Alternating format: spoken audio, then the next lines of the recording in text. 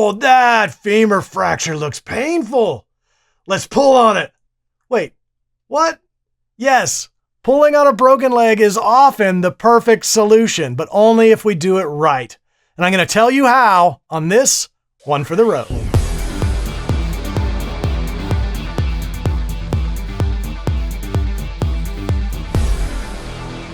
The femur is both the longest and the strongest bone in the body. It's also an incredibly painful fracture.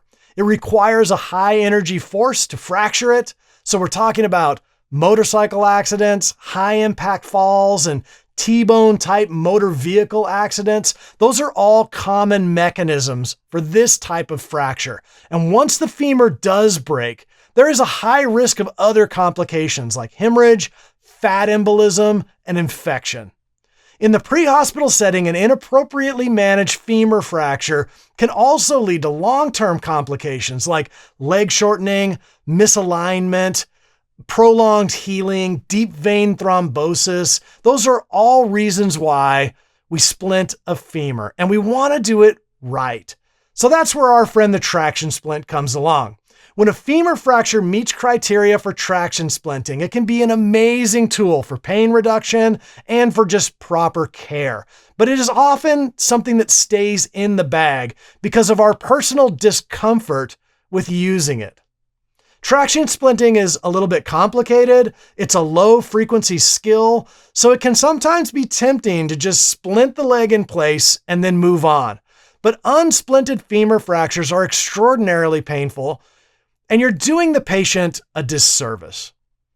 So when can we use that traction splint? First, it needs to be on an isolated femur fracture. So we need to confirm that the hip, the knee, the lower leg, and the ankle are all intact.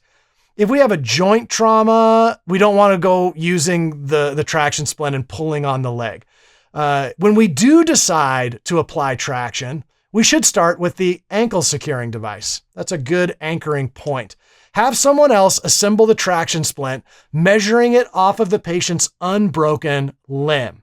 And then apply that ankle strap, and when you're ready, apply traction to the leg. Now, how much traction should we apply? How much should we pull? Some sources say 20 to 25 pounds. So you'll have to estimate that. Some say 10 to 20% of the patient's body weight. So grab a calculator and work that out and then estimate from there. Some of them are even less helpful and they say gentle but firm pressure. And you have to decide what gentle but firm pressure really is. It can be hard to guess at what 25 pounds should feel like when it's pulling against our fingers.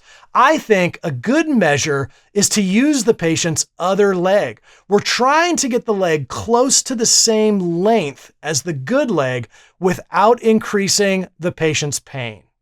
Pain relief is a good indicator of when we're in that right spot.